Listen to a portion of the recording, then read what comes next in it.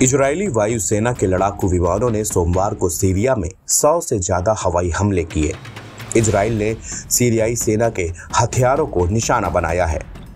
इनके बारे में डर है कि बशर अल असद शासन के पतन के बाद दुश्मनों के हाथों में ये हथियार पड़ सकते हैं।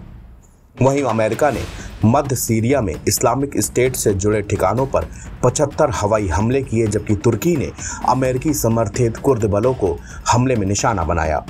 तुर्की समर्थित सीरियाई राष्ट्रपति सेना ने उत्तरी शहर मनबिज पर कुर्दों से नियंत्रण छीन लिया है।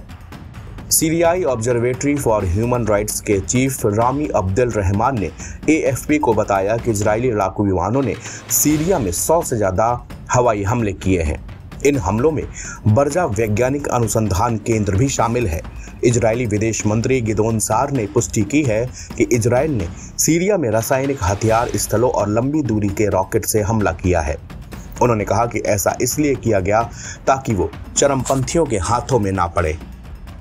इससे पहले रविवार को इजरायली सेना ने गोलान हाइट्स में इजरायल सीरिया सीमा पर बने एक बफर जोन पर कब्जा कर लिया। इजरायल ने इसे अस्थायी रक्षात्मक उपाय बताया है।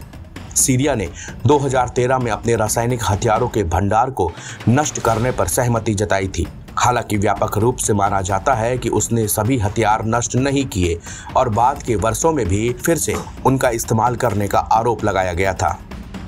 इजरायली रक्षा मंत्री इजराइल कॉर्ट्स ने एक बयान में कहा कि सेना पूरे सीरिया में भारी रणनीतिक हथियारों को नष्ट कर देगी, जिसमें सतह से हवा में मार करने वाली मिसाइलें, वायु रक्षा प्रणाली, सतह से सतह पर मार करने वाली मिसाइलें, क्रूज मिसाइलें, लंबी दूरी के रॉकेट और तटीय मिसाइलें शामिल हैं।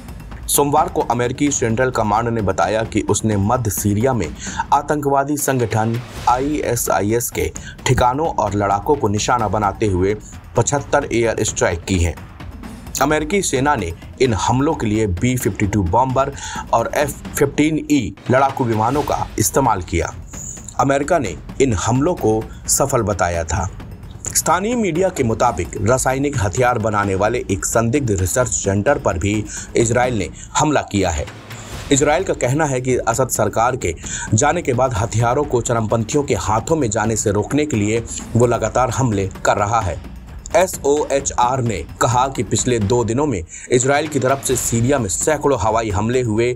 इसमें दमिश्क स्थित एक सैन्य ठिकाने को निशाना बनाया गया, जिसके बारे में कहा जाता है कि इसका इस्तेमाल ईरानी वैज्ञानिक रॉकेट बनाने के लिए किया करते थे। सोमवार को संयुक्त राष्ट्र सुरक्षा परिषद की बैठक हुई, जिसमें सीरिया की वर्तमान स्थिति पर चर्चा की गई। रूस ने सीरिया की स्थिति पर चर्चा करने के लिए सुरक्षा परिषद की तत्काल बैठक बुलाई थी। कहा जा रहा है कि सीरिया के बदलते हालात के बीच इजरायल की ओर गोलान हाइट्स पर अस्थायी कब्जे को लेकर रूस असहज है। फर्स्ट पोस्ट की रिपोर्ट के मुताबिक ब्रिटेन स्थित युद्ध निगरानी संस्था SOHR और कुर्द बलों ने बताया कि तुर्की सेना और तुर्की समर्थित मिलिशिया ने पूर्वी अलेप्पो प्रांत में अमेरिका समर्थित कुर्द बलों पर हमला किया। असद के सत्ता से हटने के बाद सीरिया में अराजकता और अनिश्चितता के बीच तुर्की ने कुर्दों के खिलाफ ये नया मोर्चा खोला है। कुर्द AANES के तहत उत्तर पूर्वी सीरिया को नियंत्रित करता है, अमेरिका का खास सहयोगी है। ऐसे में अमेरिकी सरकार भी इस पर प्रतिक्रिया दे सकती है। SOHR और कुर्दों की ओर से कहा गया कि तुर्की समर्थित SN भाड़े के सैनिकों और पूर्व अपराधी समूहों से बना गुट है। इस गुट के लड़ाकों ने शनिवार को पूर्वी अलेप्पो के मनबिज शहर में SDF पर हमला किया। SDF ने द न्यूयॉर्क टाइम्स को बताया कि NSA के जमीनी हमले को तुर्की के लड़ाकू विमानों और ड्रोन से अंजाम दिया गया, जिसमें SDF के 22 लोग मारे गए और 40 घायल हुए। SOHR ने बताया कि एक दूसरी घटना में तुर्की के आत्मघाती ड्रोन ने कुर्द सैन्य अड्डे पर भी हमला किया है। NBT ऑनलाइन की रिपोर्ट।